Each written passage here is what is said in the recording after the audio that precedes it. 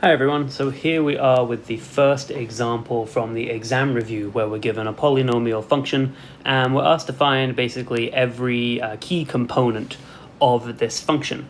So we're going to start off with the degree, and we can see just by inspecting the equation of the function, the degree is going to come from the term with the highest exponent, which in this case is the first term, which is 4. So this is a degree 4 polynomial.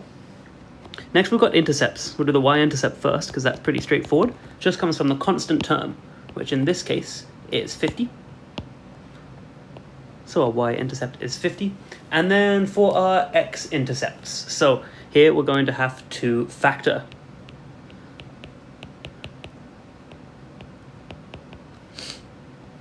And in order to factor this polynomial, we can't just factor it like we would any quadratic. We have to use a polynomial long division. So we're first going to use the factor theorem to find a factor. And then we're going to use long division.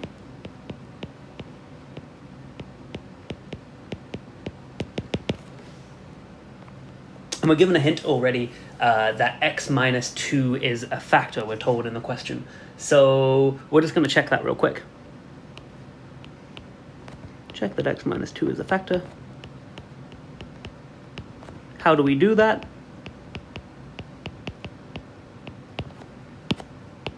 Well, to check if x minus 2 is a factor, then we just plug in, if the factor is ax minus b, then we plug in f of b over a, which in this case is going to be positive 2.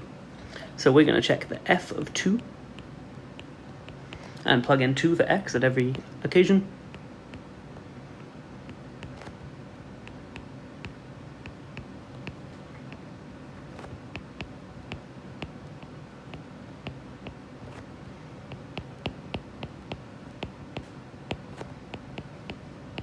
And you can double check that by plugging it all into your calculator, but as you're already told, that's going to be equal to 0. So the remainder here is, the function is equal to 0 at this point, therefore x minus 2 is a factor.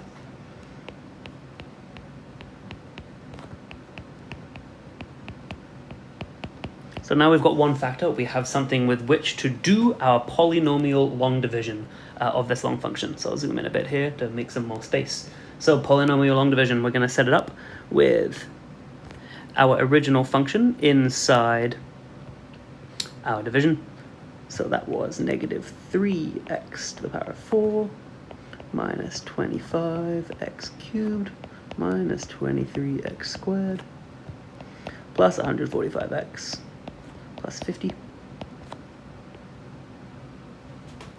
Outside our function goes our factor, x minus 2. And now we need to work our way through here. So I'm going to divide my first term, negative 3x to the power of 4. Let's go with a different color here to make it obvious. Divide that by x, and I get negative 3x cubed. Multiply that out. Negative 3x cubed, and then negative 3x cubed times negative 2 is going to be positive 6x cubed. Now I need to subtract. These first two are going to work out to 0. And negative 25 subtract 6 is negative 31x cubed. And I'm going to repeat this process, keep on going. So I'll bring down my negative 23. Divide my negative 31x squared by x. Multiply back out. Negative 2 times negative 31 is going to be positive 62x squared. I'm going to subtract again. My negative 31 subtract negative 31 is going to work out to 0.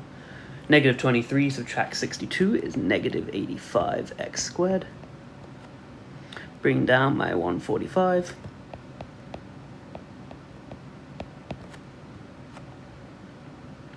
And then negative 85x squared divided by x. I'm just going to keep on working my way through.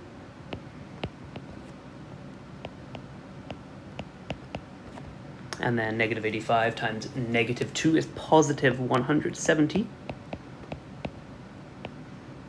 And I'm going to subtract again.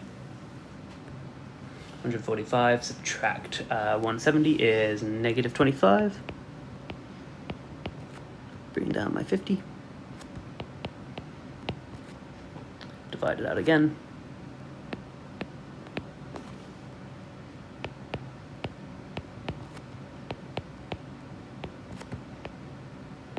And there we go, it all works out to 0. So there's our double check that our x minus 2 definitely is a factor.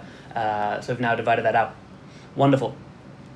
So we're now left with, so that's step 1. Let's go back to grey here. So we've now divided x minus 2 by our original polynomial, and we're left with a cubic function now, which is negative 3 x cubed minus 31x squared minus 85x minus 25. And we still need to factor that. We can't, once we've got it down to a quadratic, we can factor it like we normally would, but I'm going to need to do polynomial long division again. So I'm going to need to find the factors here. So again, I'm going to need to use the factor theorem to find out. So we'll start off with the normal factors we would try are plus minus 1. So let's try positive 1 first, or x subtract 1.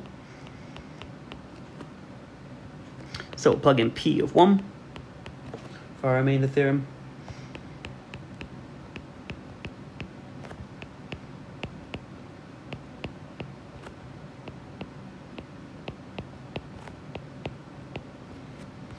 That's going to work out to negative 3 minus 31 minus 85 minus 25, and that's definitely not equal to 0. We're just subtracting a whole lot of numbers. So that does not equal 0. So x minus 1 is not a factor. Let's try x plus 1.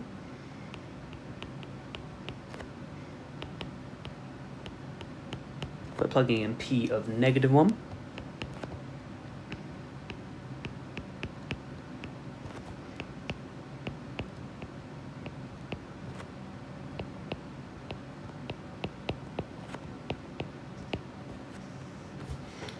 And that's going to be, so watch out for your negatives here when you're cubing with a negative number. So that's going to be 3 subtract 3 plus 85 subtract 25. And that's not going to be equal to 0. That's going to be 60 equals 60. I'll do that in my head. So not a factor.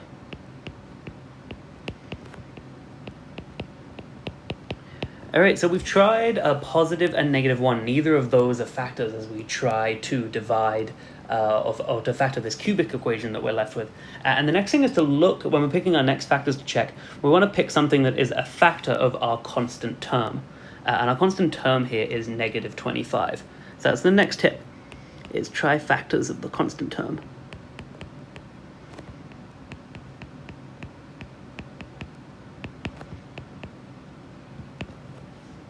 Now, in this case, it's 25. So we're not going to bother trying plus minus 2 as we would normally go to, because 2 does not go into 25, but 5 does. So let's try 5. And for the sake of time, we're going to do plus 5. So we're going to do the p of negative 5, checking to see if x plus 5 is a factor. We've got negative 3 times 5 cubed.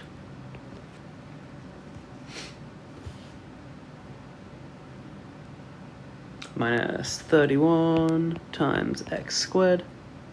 Sorry, times 5 squared. Plugging in 5 here.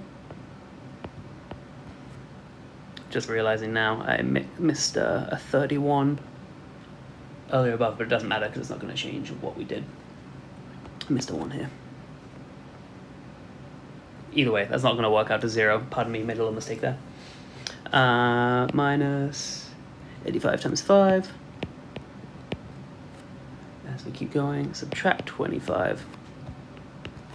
And I'll trust you all to plug that into your calculator, but that is going to come out as 0.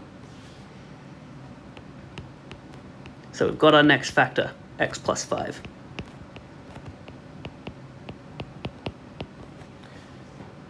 So now we can do our next step in polynomial long division. We're going to long divide again with x plus 5.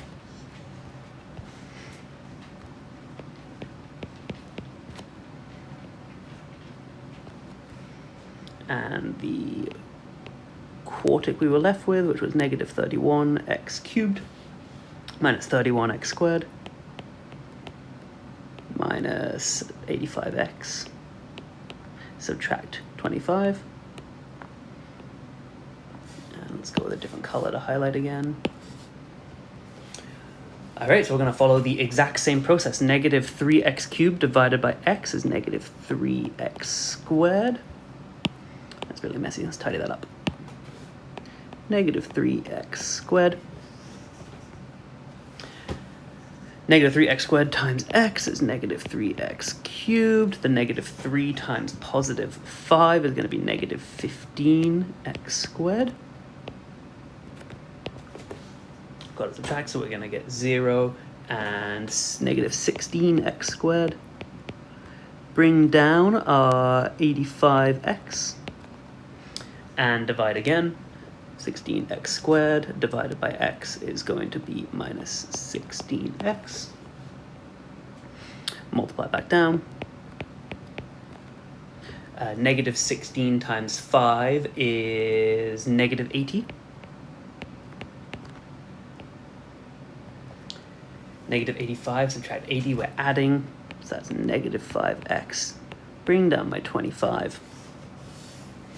And one more time, negative 5x divided by x is negative 5. Multiply that back out. Minus 5x minus 5 times 5 is 25. And we're going to get 0. Wonderful. Okay, so we've factored this out and we're left with a quadratic, which we still need to factor. We're not quite done yet. So last step. Here's step number 3. So step number 1, we factored the quartic. Step number 2, we found the factors for the cubic. 3, we've factored the cubic. And now 4, we need to factor the quadratic.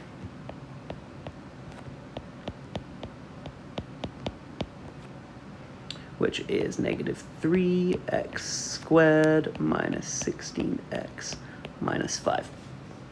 So we're going to look for two numbers that multiply to 15, 3 times 5, and add to negative 16. And in this case, I think that's going to be 15 and negative 1. So negative 15 and 1.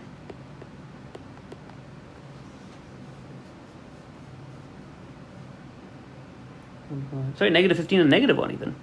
Yeah, negative 15 and negative 1 will multiply to 15 and add to negative 16. Perfect. Okay, so now we're going to need to factor by grouping. We can break up our middle term there into negative 15x and 1x. Now we can factor by grouping, so our first two terms we can factor out a negative 3x to be left with x plus 5, pardon me. And then our second term, we can factor out between negative x and negative 5, we can factor out a negative 1. Minus 1, x plus 5. And now we can group together again. So we're going to get negative 3x minus 1 and x plus 5 are our factors. And we can probably factor out, let's factor out that negative in front of the 3x minus 1, so that's going to be negative 3x plus 1 and x plus 5. Okay. So our factors here, we have got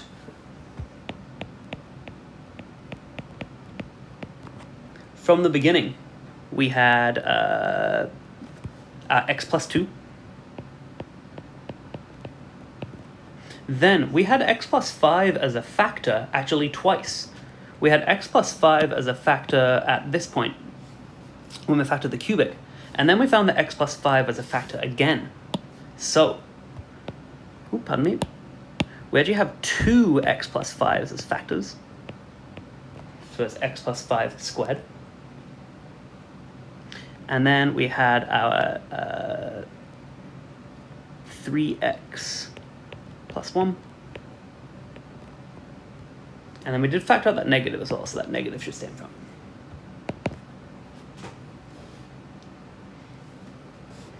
Okay, so those are our factors, so we need to find our intercepts. So we're going to set x equals to 0 in each of those. Sorry, we'll set y equals to 0 and solve for x. So we're going to get, from a plus 5, we'll get x equals negative 5. From our plus 2, we'll get negative 2. And from our 3x plus 1, we'll get negative 1 over 3.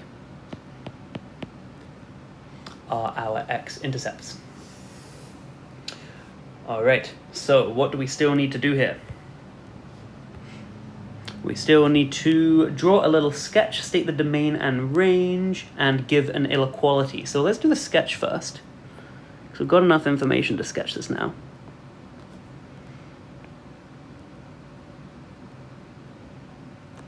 So we'll start off by drawing in our x-intercepts. We know that they are at negative 5, negative 2. Sorry, did I say negative 2?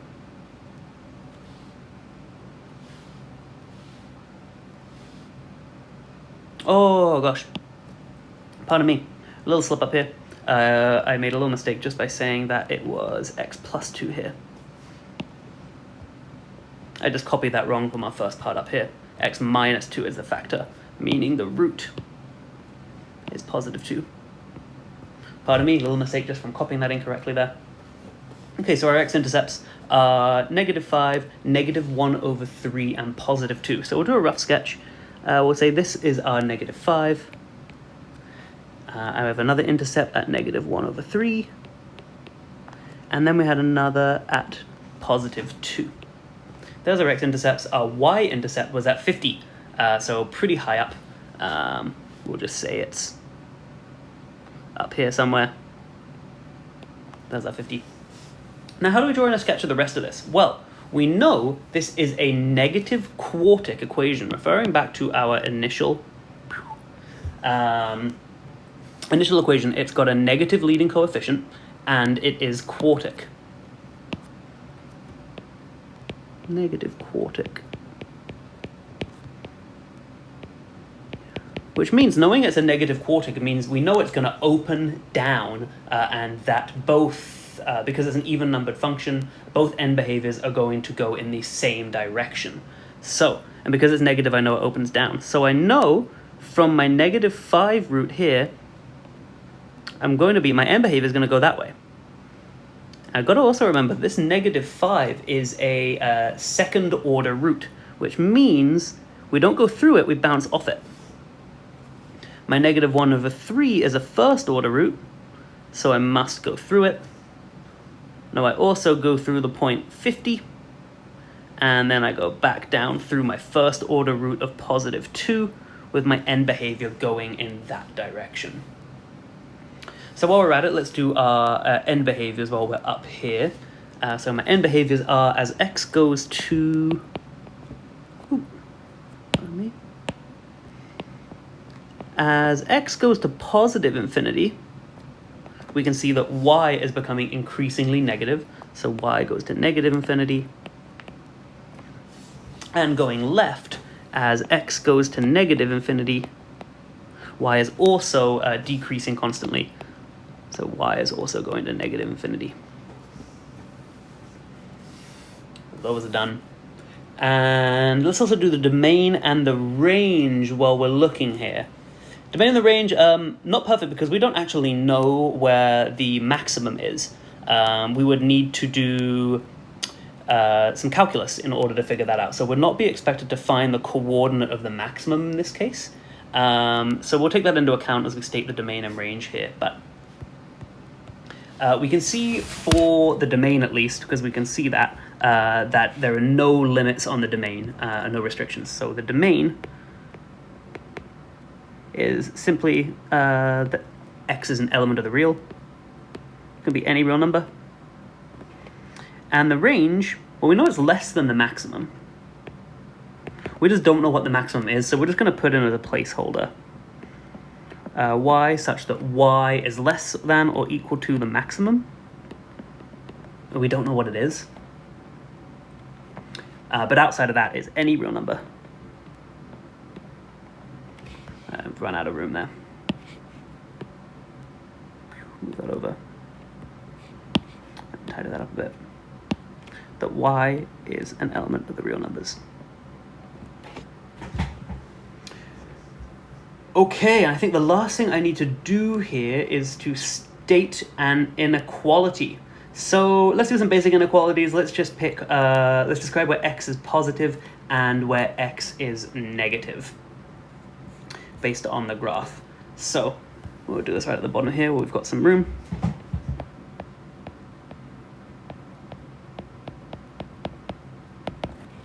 So let's first look at where x is equal to or less than 0.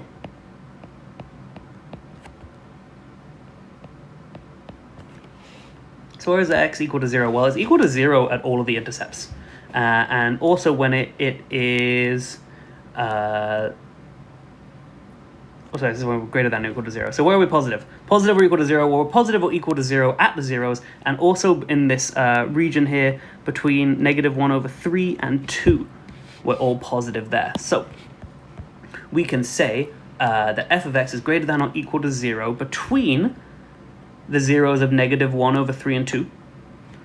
So when x is greater than or equal to -3, and when it's less than or equal to +2, that's when we're positive. And we're also equal to 0. We can't forget, we're also equal to 0 right there, because that -5 is a second degree root. Right when x equals 5, y equals 0, which we're including in this inequality here. So also I have to say that when x is -5, the function is also equal to 0, which were included in f of x is greater than or equal to 0. Now, what about when f of x is negative? When it's less than 0? Well, it's less than 0 when we're less than -5.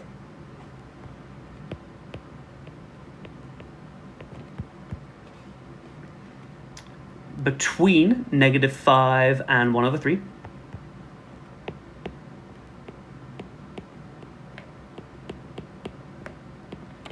And then lastly, when x is greater than 2.